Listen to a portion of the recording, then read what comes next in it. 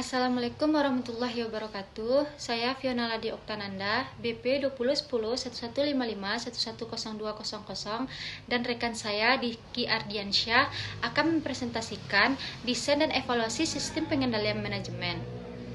Pada bab ini, kami akan membahas kerangka umum yang dapat digunakan untuk mendesain sistem pengendalian manajemen atau untuk meningkatkan sistem yang sudah digunakan.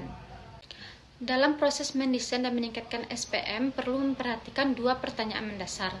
Yang pertama yaitu apa yang diinginkan, yang kedua apa yang mungkin terjadi. Jika apa yang mungkin terjadi berbeda dengan apa yang diinginkan, yang dilakukan manajer adalah harus memperhatikan dua pertanyaan desain SPM berikut. Yang pertama yaitu pengendalian apa yang seharusnya digunakan, yang kedua dan seberapa ketat setiap pengendalian harus diaplikasikan. Apa yang diinginkan dan apa yang mungkin terjadi. SPM tidak dapat didesain atau dievaluasi tanpa pemahaman mengenai keinginan perusahaan yang harus dilakukan oleh karyawan.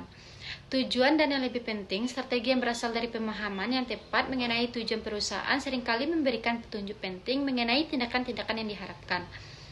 Pemahaman yang lebih baik mengenai tujuan dan strategi menghasilkan seperangkat alternatif pengendalian yang lebih besar, memberikan kesempatan yang lebih baik untuk dapat mengaplikasikan setiap alternatif secara ketat dan memperkecil kesempatan timbulnya masalah perubahan perilaku. Perusahaan tidak hanya diharuskan menentukan apa yang diinginkan, tetapi juga perlu berusaha menilai apa yang mungkin terjadi. Hal ini pada dasarnya sama dengan menilai kemungkinan bahwa masing-masing permasalahan pengendalian telah ada atau akan terjadi. Kurangnya pengarahan, masalah motivasi, atau keterbatasan personal. Dengan kata lain, perusahaan seharusnya bertanya apakah karyawan memahami apa yang harus mereka lakukan, apakah mereka termotivasi sebagaimana mestinya, dan apakah mereka dapat memenuhi tugas yang diharuskan. Pilihan pengendalian. Jenis pengendalian manajemen yang berbeda tidak sama efektifnya dalam menyelesaikan setiap permasalahan pengendalian manajemen. Serangkaian pengendalian manajemen yang lebih spesifik dipilih dari alternatif yang memungkinkan yang akan memberikan manfaat bersih yang lebih besar, misalnya manfaat berkurangnya biaya.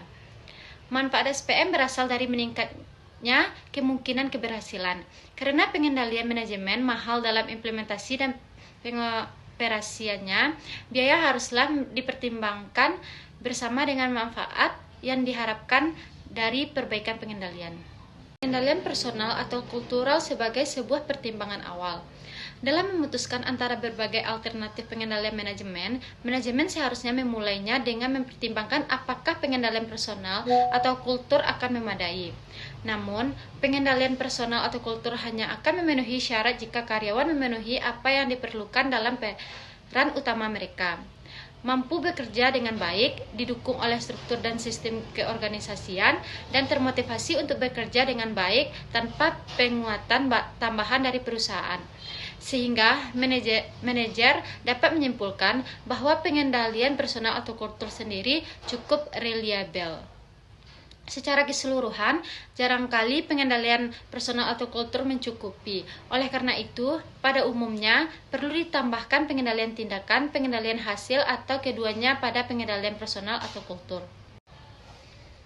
Selanjutnya, keunggulan dan kelemahan pengendalian tindakan. Keunggulan pengendalian tindakan yang paling signifikan adalah 1. Pengendalian tersebut merupakan bentuk pengendalian yang lebih tepat. Yang kedua, pengendalian tindakan cenderung membawa pada dokumentasi, akumulasi pengetahuan mengenai apa yang paling baik. Pengendalian tindakan juga memiliki kelemahan yang signifikan, antara lain 1. Adanya pembatasan kemungkinan yang sangat tegas. Yang kedua, sebagian besar pengendalian tindakan juga seringkali mematahkan kreativitas. Yang ketiga, akuntabilitas tindakan khususnya dapat menyebabkan kecerobohan. Yang keempat, pengendalian tindakan seringkali menimbulkan pengaruh negatif. Yang kelima, beberapa pengendalian tindakan khususnya yang memerlukan kajian pratindakan biayanya mahal. Selanjutnya, keunggulan dan kelemahan pengendalian hasil.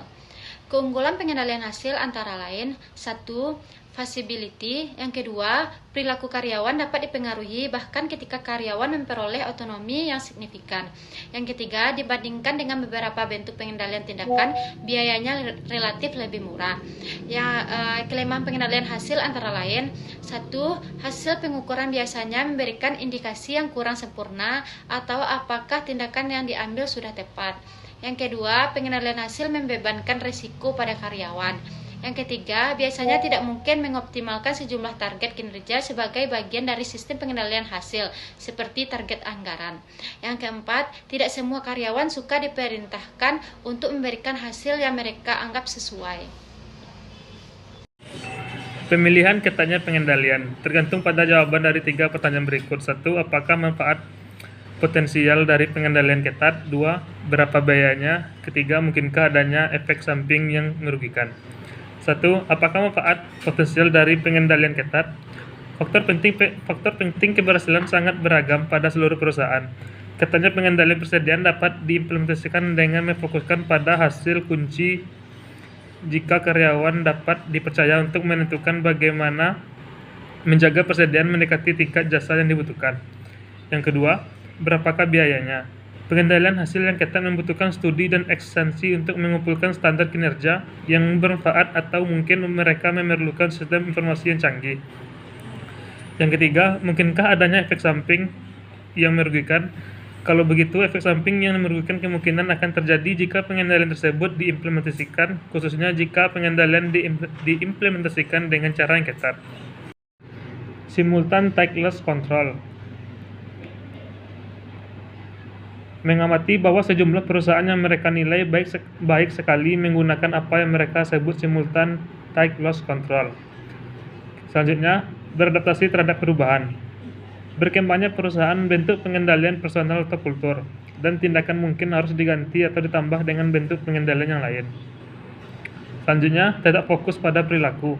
Apa yang membuat analisis pengendalian manajemen menjadi unik adalah bahwa manfaat dan efek sampingnya tergantung pada bagaimana karyawan akan bereaksi terhadap pengendalian yang sedang digunakan.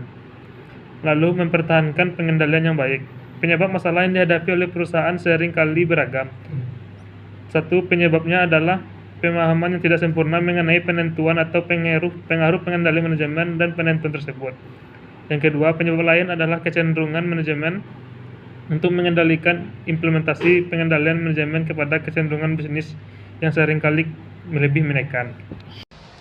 Baiklah, sekian yang dapat kami sampaikan. Jika ada kata-kata yang salah, mohon dimaafkan. Wabillahi taufiq wal hidayah. Assalamualaikum warahmatullahi wabarakatuh.